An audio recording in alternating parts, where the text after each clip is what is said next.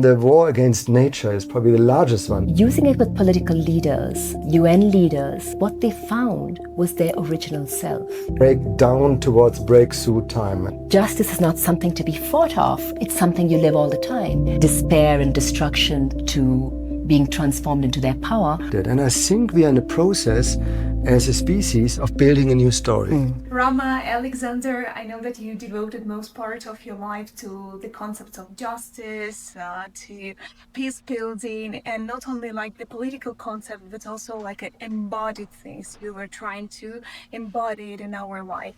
Is there any personal story that planted the seeds? Well, if you would like me to start, I would definitely say, being a German and having grown up, being born in the mid-60s, I've grew up with this deep sense of something dramatic has happened in this country. I grew up with a deep rejection of my own culture, actually, for many, many years. And I could actually feel the importance of healing, the importance of engaging with social justice, but particularly also with healing on all sides. And I think deeply also drawn to how do we live together in our ethnic diversity on the planet without dominating each other. This was really the starting point. Probably only later in my life, in my 20s, became clear about that. But this was driving me from the beginning and in a way ever since. Now, though over time, much more with building the future rather than resisting the past. And that certainly laid the foundations on my side for the work that would later come. It's beautiful. There's a reason why you went first with the answer, because that's exactly what comes to be now, is linking what we are doing now with the seeds of where it was planted and how that seed, as the tree grows, it's like a tree doesn't go straight. It goes in different directions following what's needed, where the climate conditions are going to be the best. So right now, as you may know, Alexander and I and our movement, the Home for Humanity movement, has received this vision and has embarked on what seems like an impossible mission. No, it's saying, because the destruction of our world, all the things that we as activists around the world are working towards, the destruction is happening much faster. We are losing species faster. Human beings are suffering more. Wars are getting more dangerous. So the vision that we received is that this was the time to go beyond the rapidly growing, let's say, limits of our movement, but really to go on this, what we started calling the one home journey, the one home being the earth. How can we connect with all those activists who have already realized, hey, there is only one earth, we are only one family, and how can we join forces together across all our different ways of working to really support the emergence and accelerate the emergence of this new paradigm and living in this new paradigm, but also to support all those who would want to be future builders but simply are still looking for the way, and to gain from the knowledge and wisdom of the elders, the indigenous elders, the wisdom of nature.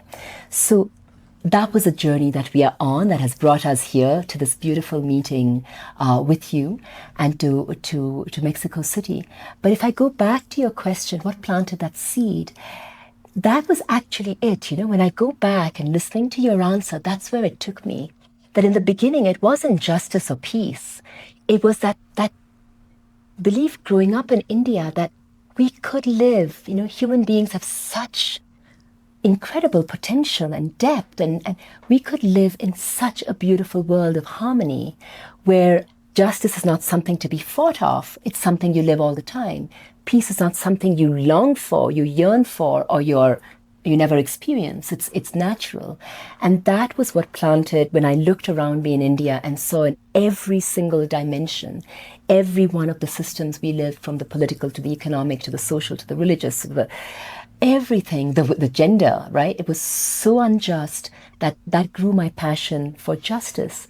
But it's interesting that exactly like Alexander said, that this all the heated struggles against the existing system for justice have now brought us together with so many of our partners around the world to say, this is a time we need to be really laying the foundations for this new world and seeing how it's already emerging everywhere, because that was the original seed, not the needing to fight against systems which are collapsing now, but actually bringing all our creativity into creating the future in many different ways, with different cultural ways of doing it, different languages, different art forms, which will give birth to new systems which would be much more in harmony with who we really are. And building a new world with harmony and with compassion, it also implies an effort from people, right? And we are struggling right now in late capitalistic system to feel this compassion. And maybe in between people, sometimes it's not that easy, but if we come to communities or cultures, and right now there are lots of wars, at least 2 huge wars that are happening right now. So how is it possible to arrive at a compassion in such places, if we speak about Russia or Ukraine, when the justice is unfinished, for example? And there is something interesting that Alexander also mentioned about Germany. So how this collective trauma can be cured, because it's still feels very uncomfortable when a country that's attacked, conquered, or used violence against another country does not recognize that. So how we can resolve this, how we can find compassion, what kind of methodology can we apply there? Yeah, this is the very big question which we have been holding also for so long, Paulina. And on the one hand, we should think we are well beyond these levels of wars and conflict that are coming back now with seemingly ever greater force. And we absolutely see this time in which we're in as a kind of breakdown towards breakthrough time, and wars, and probably we will see even more. I mean, the war against nature is probably the largest one that is ravaging for so long, and despite a growing consciousness, is continuing. And we see ourselves in a way going literally downhill as a species and taking with us many others. And yet, at the same time, this is this process of enormous awakening that we can see around the planet, which we are familiar with, where people not only on a consciousness or spiritual level awaken to a higher form of possibility that lies within us as humanity, but also higher levels of justice, ecological justice, social justice, epistemic justice, different knowledge sources that we are beginning to honor in a larger way. All of this is also emerging at a time. So we see ourselves very much in this wave that is moving and that we need to amplify. And we felt and we see in our experience, Rama and I are working now for 17 years. We are living together as a couple and together with a shared destiny, but it also focused itself over the last years into what is now called the Home for Humanity movement. Because we see this profound need, and that as a response to the question you're asking, of coming home to who we are as individuals, as beings, coming home also to who we are culturally. What is the true strength that lies in our different cultures and wisdom traditions? Not culture in a static way, but in its essence, what does it hold that can take us forward? And here every culture is called for. But also coming home to a sense which is emerging powerfully around the planet of we do share a home as a species. And actually, it's not ours. It's just ours to live in together with many others. And this consciousness is rising. And this is what Home for Humanity is amplifying. And we did this to the educational processes that we've offering for many, many years, starting, interesting enough, in our own home in France.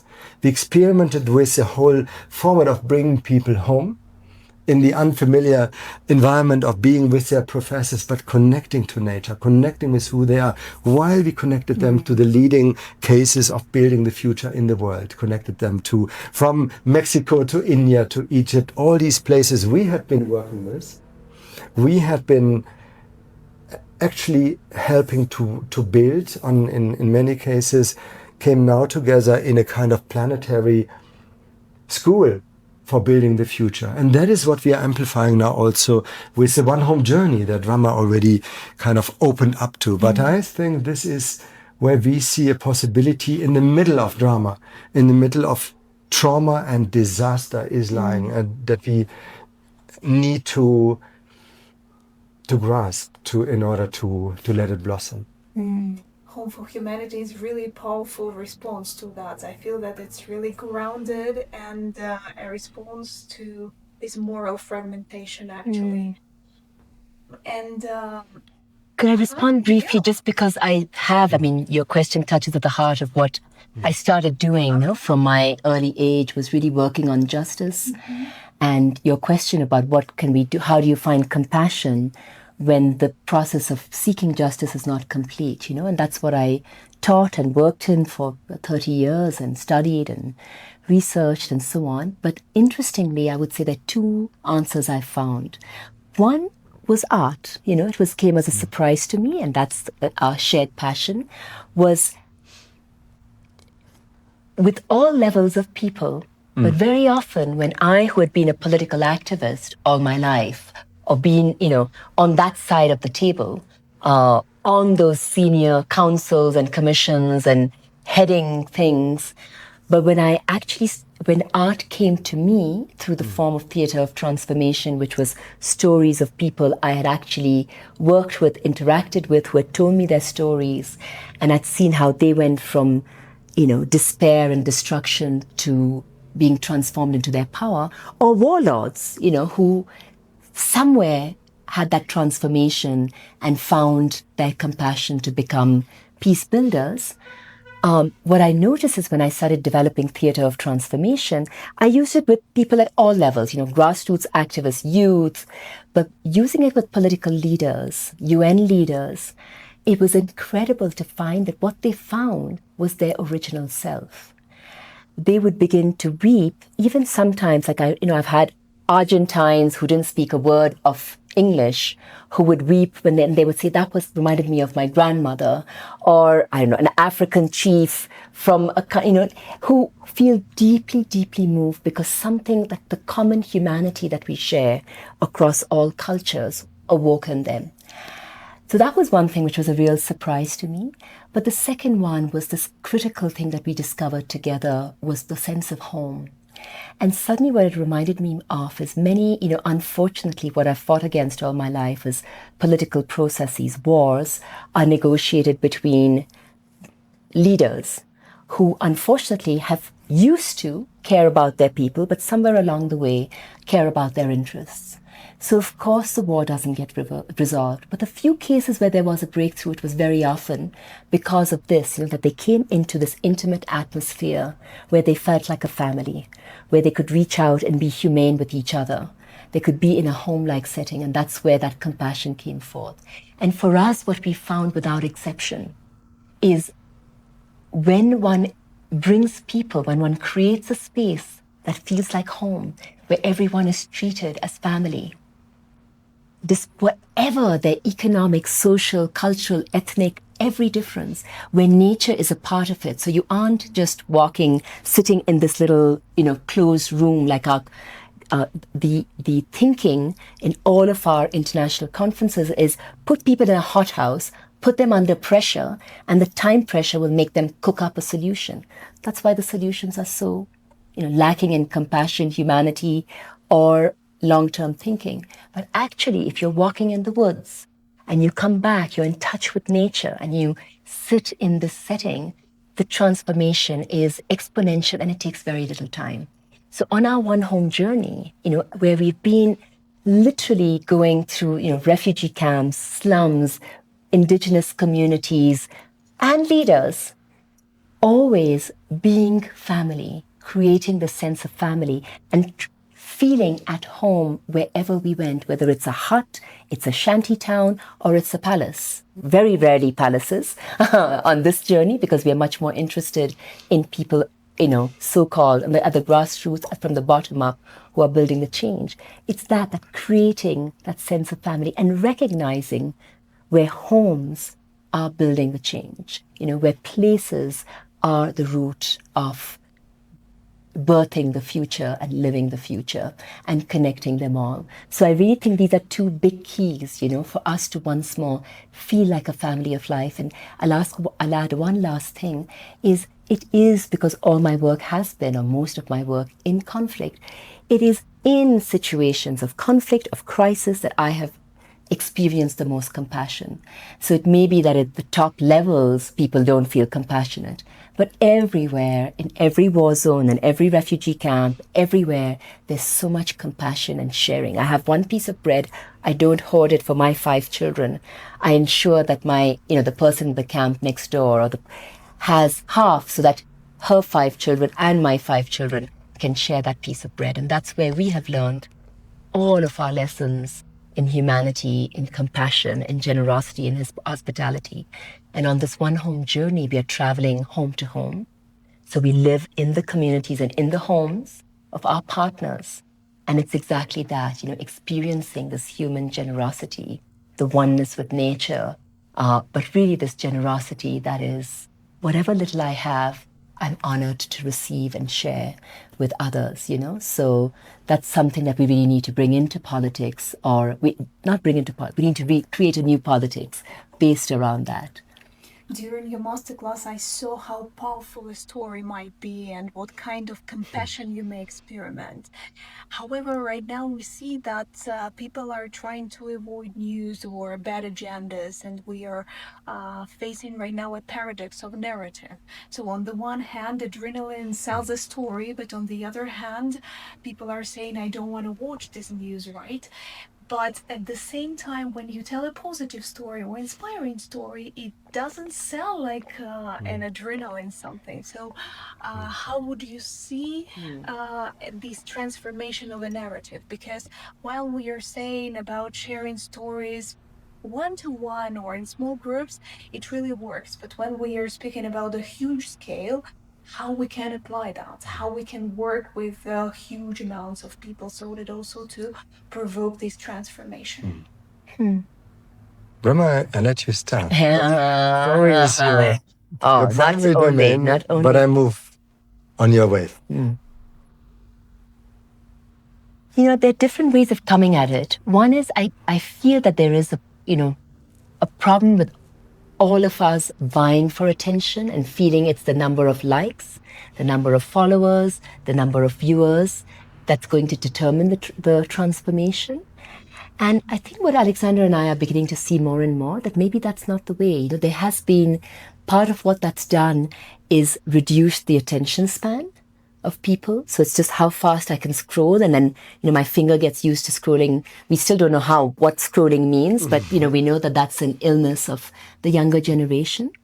And yet you can see that when people are in a setting which takes them away from these short attention span, mass outreach media, into something which actually touches on a deeper level, you can have huge numbers of people who stay absolutely without diversion, without distraction for a long period of time. So I think that maybe we need to change our way of thinking that the only way to bring about change is through the mass media or through large numbers, and to know that or through large numbers, through the conventional means we have today, which are social media, conventional media, YouTube, we have very limited ways of thinking of how to reach people. But to trust that actually transformation works on another level, mental transformation, which probably doesn't exist, may exist on that level, but actually the profound whole person, whole life transformation is working on a different level. And there, when you think of what used to happen for thousands of years before we had any of these means of transformation, people would know, like we were more like migratory birds. We would know this is the time. If I start walking now, in 3 months, I will reach that place where every 7 years is that transformative event which sets the agenda for the next 7 years of humanity. And people would come from many parts of the world and converge there. So there were these ways of knowing that were transformative before. I'm not saying we go back to them, but that we know that what's happening now is happening on a very big scale. It's good if we can reach masses, but it's not necessary. We shouldn't worry that the transformation will not come if we don't have big numbers. And what I learned through doing theater of transformation, and what we experience in every country, in every meeting, in every gathering, it's not really meetings, in every little home, sometimes there may be hundreds of people. Sometimes it may be there are only 50, or it may be that we have a group of 4. The intention is so powerful, and because everything is physics, no, everything is physics. So that intention, that vibration, that the power of our intention of what we are creating, and the fact that we are doing it, that we are speaking it, that we are embodying it, is so powerful that it creates its own wave, and that has its own effect. And our contention in these 7 years is that if more and more people are connected with that intention, we can actually exponentially amplify what we can realize. And that's not any kind of spooky, esoteric, spiritual, you can take it as you like. The ancients knew it, they knew the power of that which is beyond rational calculation. But it's also a scientific, reality of the power of vibrational change that produces that outcome. So I think that transformation is happening at a huge pace, very, very fast, probably faster than the destruction. But you're absolutely right that the conventional media, which is the transactional money media, looks for disaster, whereas the people in the transformative wave, people who want to be the change and are the change, look for the positive stories. So, yeah, I want to add something, because the question is so potent. Think about story. We all need stories to live by, and every civilization has been built on a great story, and you can look wherever you want. There is some kind of a civilizational story that inspired, and people keep telling this story of building, of seeing who they are, and of seeing of what are they becoming. Is an aspiration in the story. At the moment, we live in a time where the big stories have fallen by the wayside, and we kind of are left almost homeless in terms of, well, what do we follow? And we are driven by fear, and hence there's an enormous power of stories that are told through conventional media, which are fear-based, all these anxieties and disasters, and my gosh, and I can't have it anymore. So you disconnect from that as well. And I think we are in a process as a species of building a new story. And we are longing for a new story. Now, in the past, these new stories usually had a strong spiritual dimension. When the Buddhas, the Jesuses of our common stories emerged and in a way fueled a new story. I think, and that's why we are so passionate also about the notion of home, that we are now in a process where we are beginning to rebuild a new story, but not anymore following the one individual drama story or salvation story, but a new co-creation story is in the making. But it's by no means certain that it will come to full fruition, because at the moment everything is at stake and everything is possible. And it's a question, how can we galvanize our energies? Our sense is the only way to galvanize these energies as people reconnect to their own strengths. And home is for us not just the place we live, it is the community we belong to, the society we belong to, the organizations we create. All of these are metaphors for homes, if we so wish and fuel them.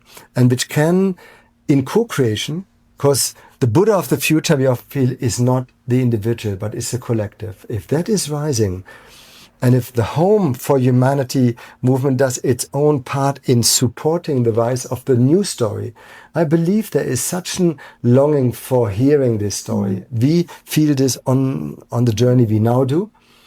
And I think it's now our shared work to also make it more visible, to bring it more into human consciousness, and in a sense of, hey, I can be part of that. Yeah, I'm not powerless, because we feel so powerless by what we now receive, that reconnecting to this inner power is absolutely vital in order to, be part of this new story. Yeah. So just in a way, you could almost say the key purpose of what we are doing now, and I think many people are doing, is how can this new story by which we can live be co-created by all of us? So one of the purposes of our One Home journey is every single person, every single being, because the journey is really for all beings on earth, so we can once more find our unity as all species, all forms of life on earth, all, the mountains and the rivers and the trees being part of us and so on. But the new story is one where all of humanity feels they can write or say or express their page. So we all feel a sense of belonging to it. So it's no longer the monologue which has been told to us from above. And that's what, in a way, we are really doing through the One Home journey, is that new story being told by everyone of every culture and background.